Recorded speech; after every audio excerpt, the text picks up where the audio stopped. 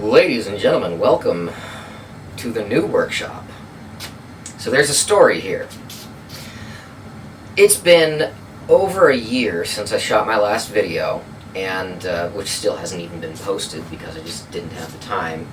I'm still working on the Foxer series. I've got the chassis sitting right here. I've got the footage from what I've done on this so far, and I'm going to show that to you in a little bit.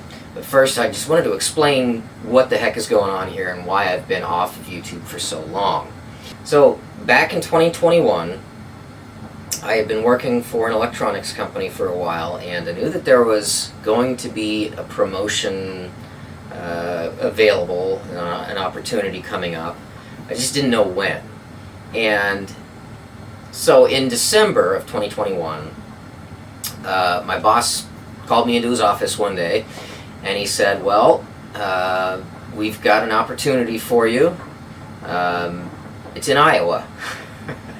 So I took the promotion. I moved to Iowa, and I am now a field engineer here in Iowa, freezing my butt off at the moment. Because of how busy I was trying to get ready for the move, I mean, first of all, I had several things in the house that needed to be repaired before I could sell it. You know, projects that I had started and just hadn't had the time to finish. So I had to finish all of that up. We had to pack and sell the house and get out of there. Because the housing market in Oregon is just so insane, we ended up with 9 offers on that place. And so we accepted a cash offer for way over asking price, and one of the stipulations was we've got to be out right away because the new owner wanted to move in quickly. So there was a very short closing period on that sale. We ended up moving into my parents' house temporarily and sleeping on a mattress on the floor because all of our furniture and everything was, everything was packed. We were living out of a suitcase for a little while. And then we moved out here, drove for about 5 days, and lived in another apartment, lived in an apartment for about 2 months while we were waiting to close on our new house. And so here we are in our new house.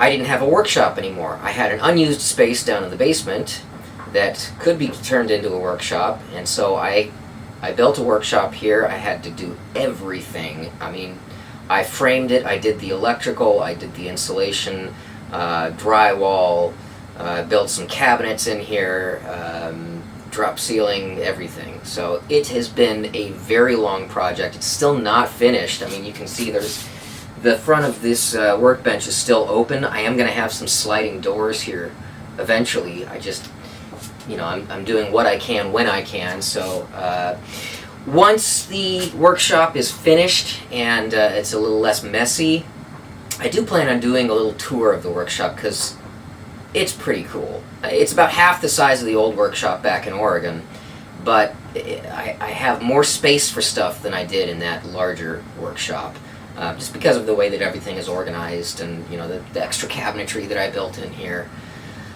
So I will do a tour of that. I've even got a little corner over here. You can't see it off camera, but it's a little guitar corner where I've got amplifiers and guitars hanging on the wall and stuff like that. Very nice space. Don't currently have a door yet. The door is going to be right behind where the camera is standing right now.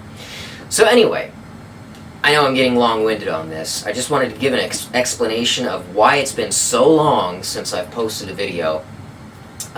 It's just been, I've had a lot to do, and I'm finally getting to the point where I can get back to it. So really looking forward to this video and the ones to come. Some of you have asked about the website. Yes, the website is down right now. There's nothing I can do about that until I have time to fix that.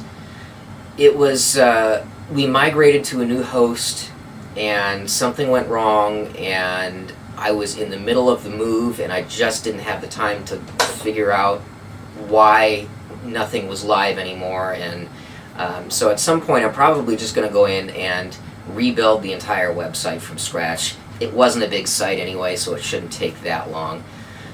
So anyway, I want to show you I'm going to play the video that I had started shooting back in Oregon, so you can see the build progress on the Foxer amplifier.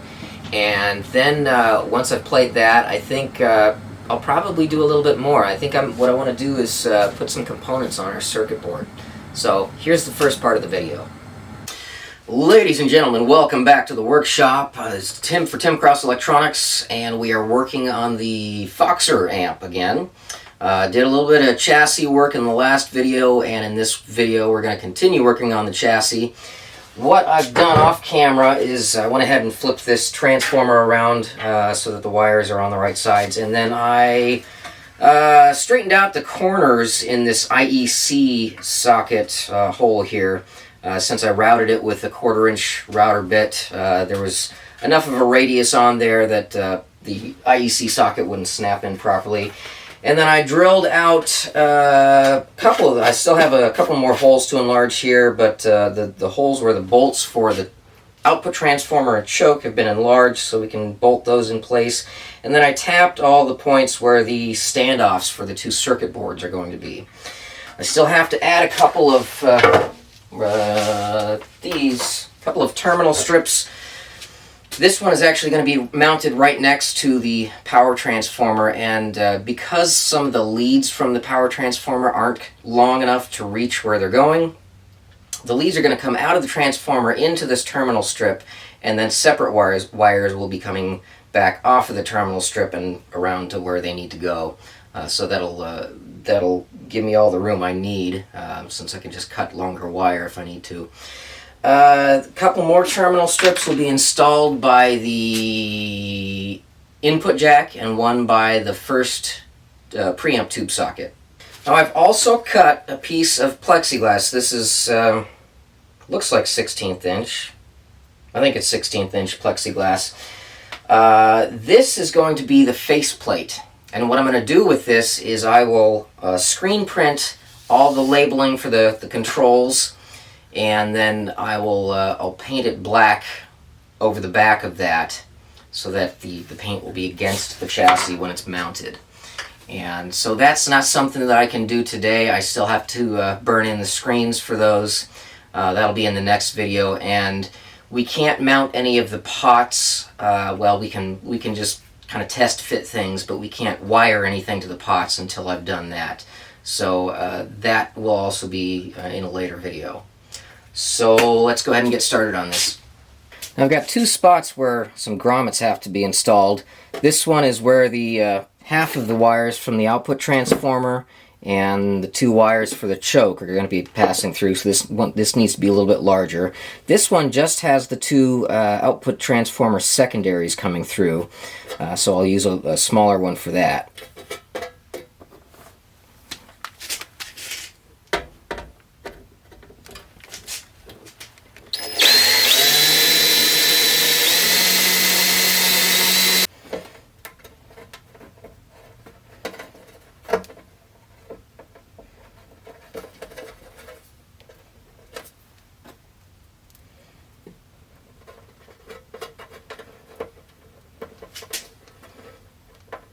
Yeah, this one wants to fight me.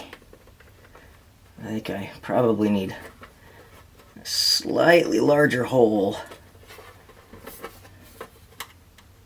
Yep, I'm gonna have to go up a size. It doesn't want to go in there.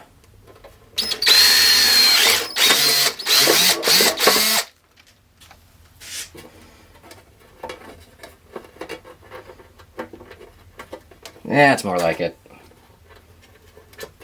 Okay. So, now I can mount the transformers here. Which one does that go in? Right there. Okay, and what I've got for that is, if I can find where I put them, are these the ones? They are. No, I want to use the shorter ones. So 632 by 3/8 inch, and these are the same ones that I'm going to be using for the tube sockets as well. And then I've got some of these lock washers, or lock nuts, to go on there.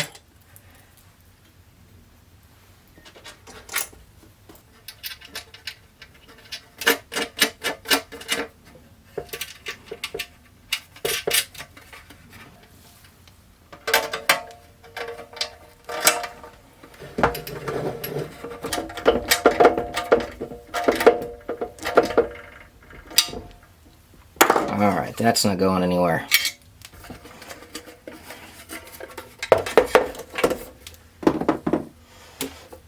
And then we'll do the same thing with our choke here.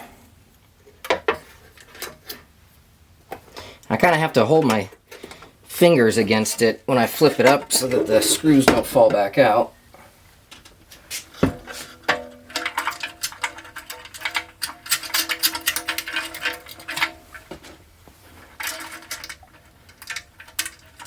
Oops, I put that in backwards.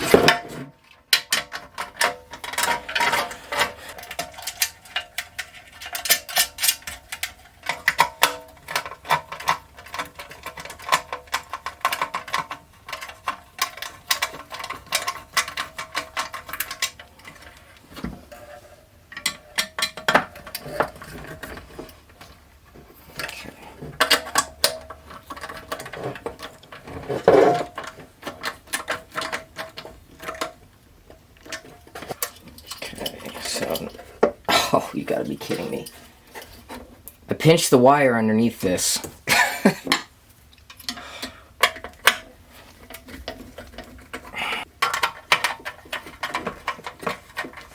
There we go.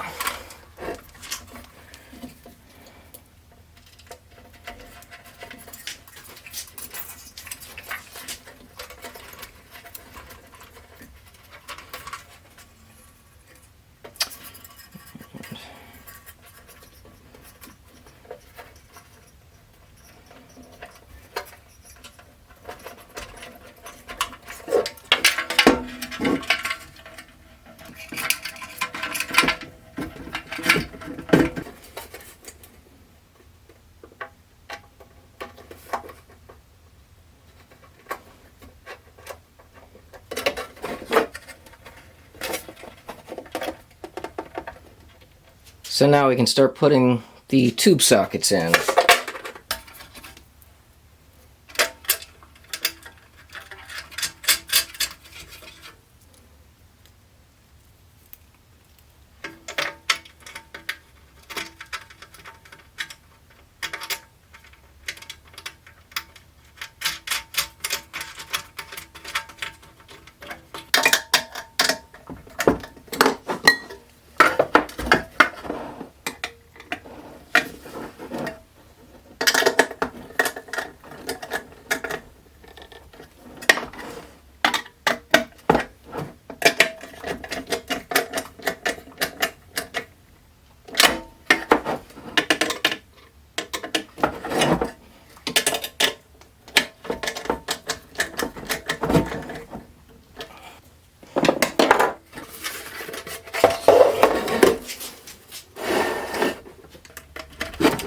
Can't I get that on? Oh, I see. That's why. And one thing I'm seeing here is these, all of these bolts want to lean inward. And it's because of the size of the screw heads here. So I think I'm gonna have to swap those out for some 440s, because these 632s just they don't have enough clearance on the edge of this tube socket. So I will, I think what I'll do is I'll just kind of make these snug enough to work with it for now, and I'll come back later with some 440 screws and lock nuts, and permanently secure it then. At least this way I can start working on the filament wiring. I can always replace these screws after the sockets are wired up. So I'm not making these tight, I'm just making sure the sockets don't move anywhere. Yeah, so you can see them, see how much they're leaning inward. That's not good.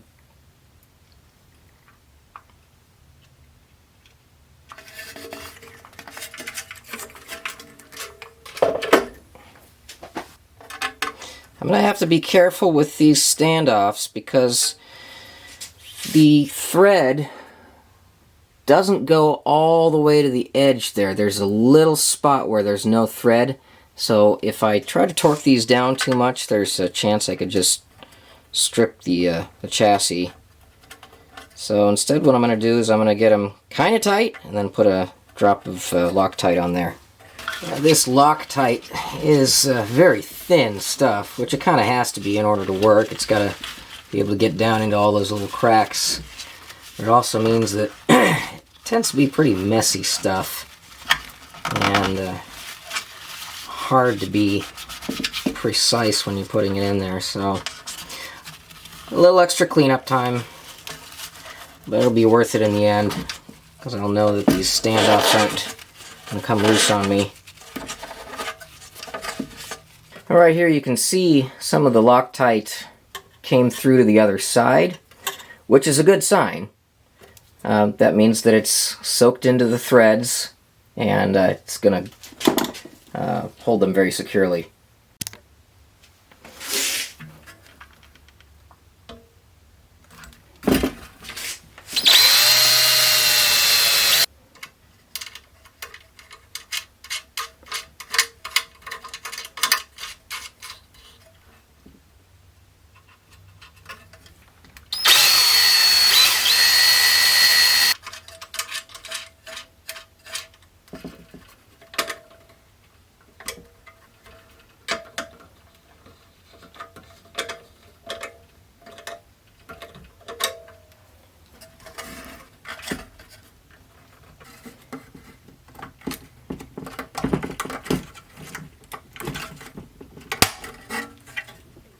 Perfect fit.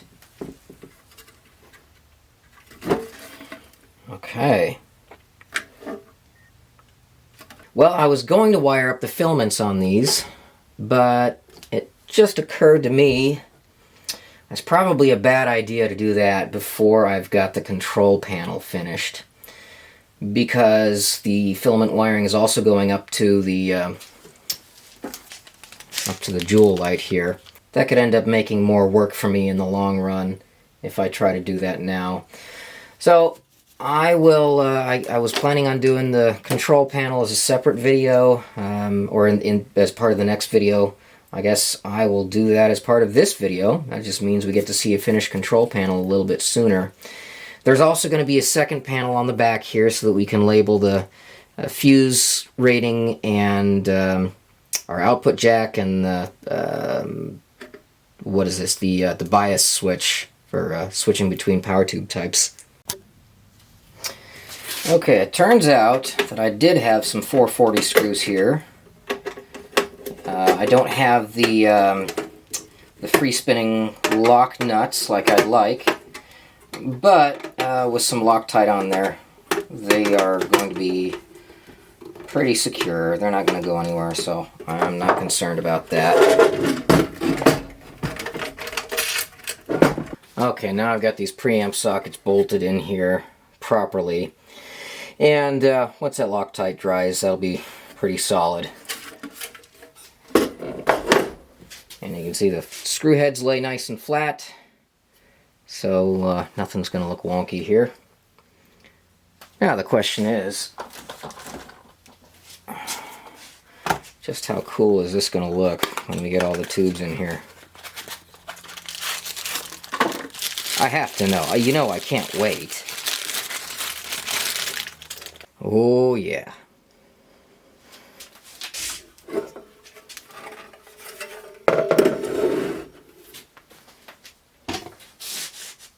Alright, now that you're up to speed on everything that we've done so far on this Foxer amplifier, next thing I want to do is, I've got this circuit board here that we've staked some turrets into, and I always say we didn't do it, I did it, but I don't know, whatever. We are going to put some components in this circuit board now. Well, different workshop, different lighting, different tripod, different workbench, so I'm going to have to probably try a few different camera placements before I find something that really works well. But hopefully this comes out okay and I'm not blocking too much of my work.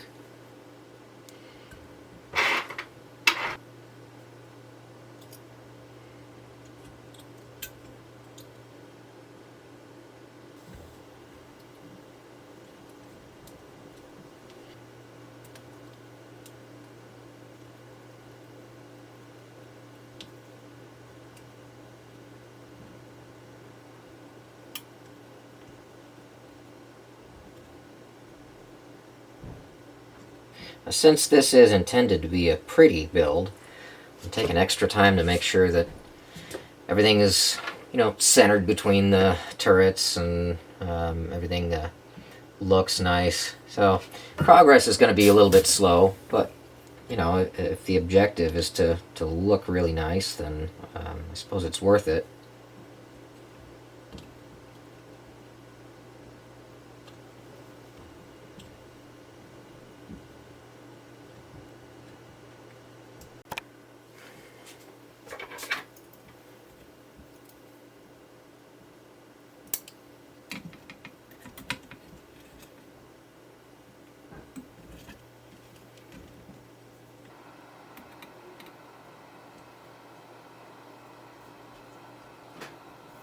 I get kind of in my own mind so much when I do this. I'm not one of those people who's really good at keeping a dialogue going while I'm working. I get so focused on this that I can go I can go for hours without saying a word, because there's plenty of stuff going on in my head. I'm just not expressing anything. So maybe I ought to try talking through my thoughts a little bit more, because it's probably a little bit boring for people to just watch me, standing here and bending leads. But I'm not exactly a talkative person by nature, so, if I don't have a lot to say, I apologize. But I'll try to work on that. I'm always amazed by, sometimes I watch those gaming channels. I love watching the gaming channels where they do the, the build, craft, survive games, things like The Forest, because I love watching them build stuff. And some of those guys are just, it's amazing how they can just keep talking on and not sound like they're just, rambling. I can't do that. I'm not good at that at all. But I will try to do better than just standing here in silence while I work on this, because I'm sure it's not very interesting for you. That's perfect. So I have an old Marantz receiver. It's let me look at the model number here. It's an MR1150, which was actually a Canadian version of one of the more common Marantz receivers at the time. I don't remember which model it is, but same circuit, just they basically changed the aesthetics for the Canadian market. I don't know why they did that, but that's what it is. And I haven't used it in quite a while because only one channel has been working, and kept meaning to take the time to repair it. I knew it was going to be a bit of a project because, there's just on the power amplifier circuit board, there are over 40 capacitors, I think, electrolytic capacitors. And, every last one of those needs to be replaced because the thing's older than I am. Let's see, if it was made in, what did I say, 70s? I think it was actually 76. So that's,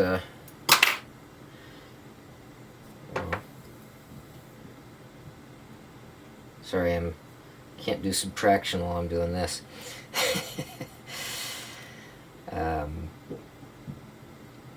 That's 46 years old.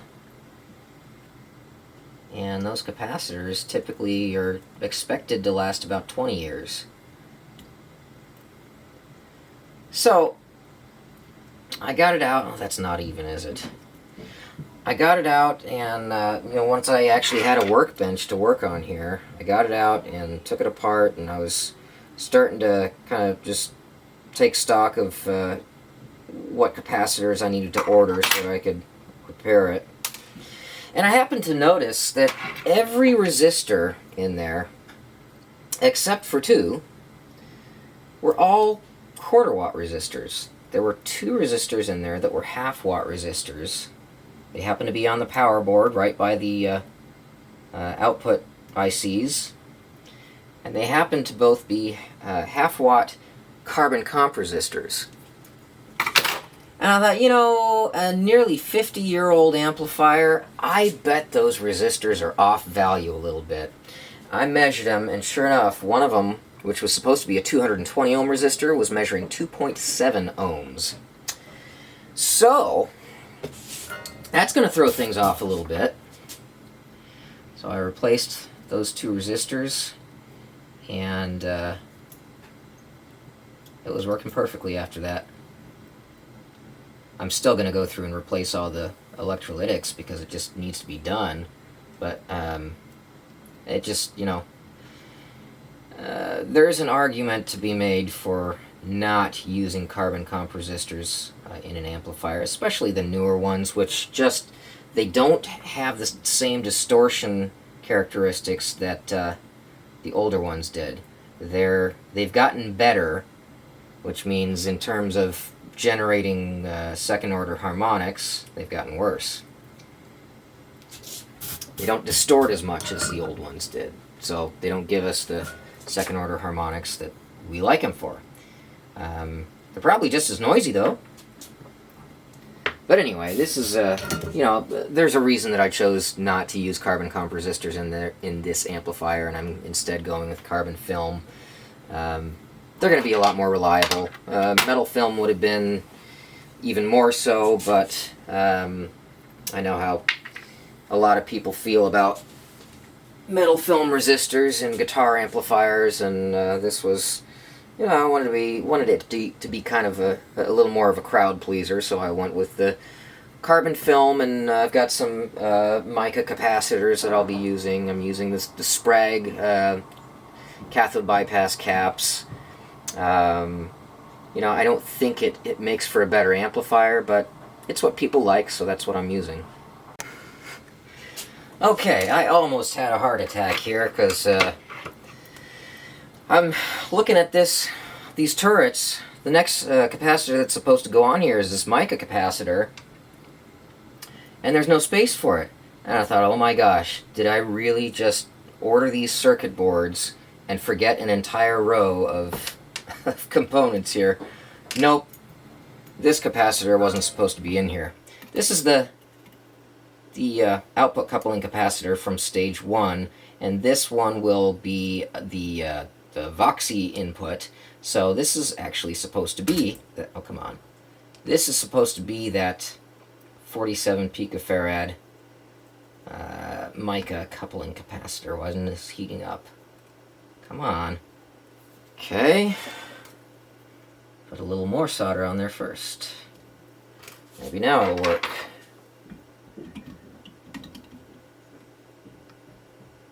There we go.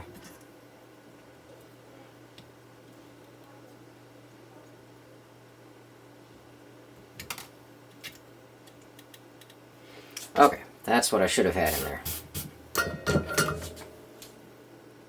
This wire is one of the wires that's going to go over the rotary switch that will, this is the 0.68 microfarad cathode bypass capacitor. And so when I switch it into that last position on the rotary switch, that's going to give us that kind of slightly more Marshall-y flavor.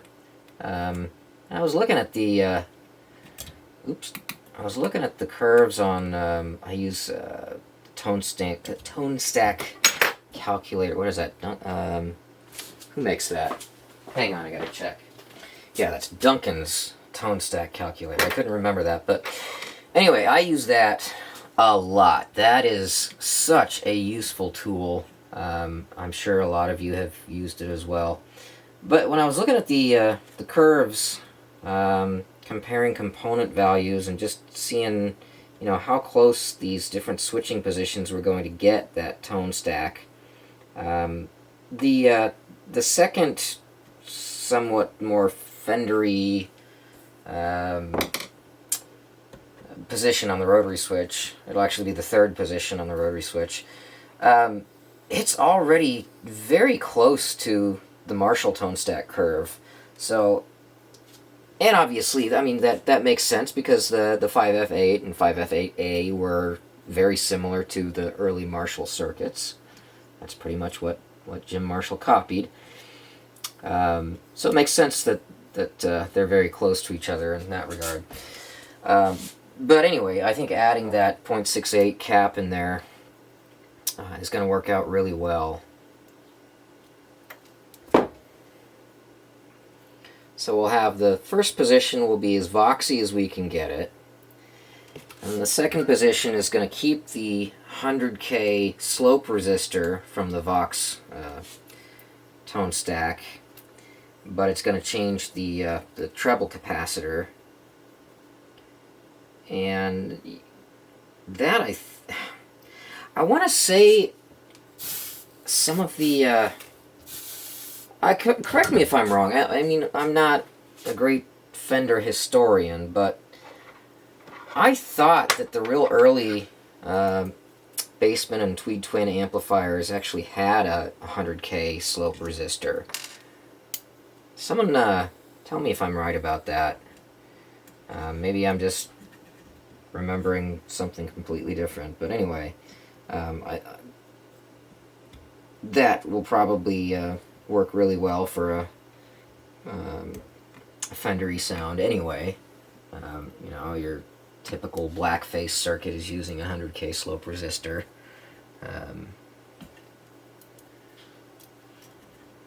So that's position 2. Position 3 switches that to 50-ish K, which is, you know, close enough to the 56K that the 5F6 had. And then, again, that gets it right into Marshall tone stack territory as well.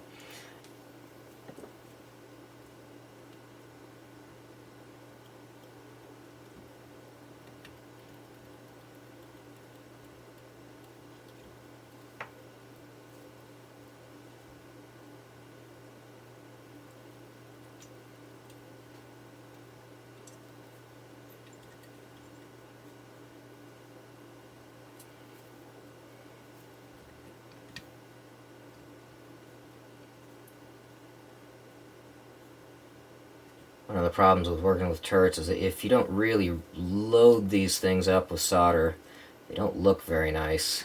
They look like you missed a spot. You go through a lot of solder working on these. Alright, I was initially planning on just doing the whole thing as one board and then breaking them apart, but I think what I'm going to do is, it's not going to make it any easier to leave them as a single piece, so I'm going to go ahead and break these ones off. This has got the MOVs for circuit protection for the output transformer. So I'll go ahead and snap that off. Snap this power supply capacitor board off of there, and I can come back later with some sandpaper and clean those nubs off of there. But that, I think, will make it... Oops, come on. Yeah, that's a little easier. Now it's not... I feel like it was just kind of flopping around so much because it was hanging down so much. And I think I'm going to stop there for today. You know, I've got some other things that I need to do, and we've already got quite a bit of footage here from since I put that first part of the build into this video. So I'm going to call it here, and we'll pick it up soon. You're not gonna have to wait a year for the next video, I promise. I'll probably get to work on that right away. Anyway, so thanks for watching. Like it if you like it, comment, subscribe. See you next time.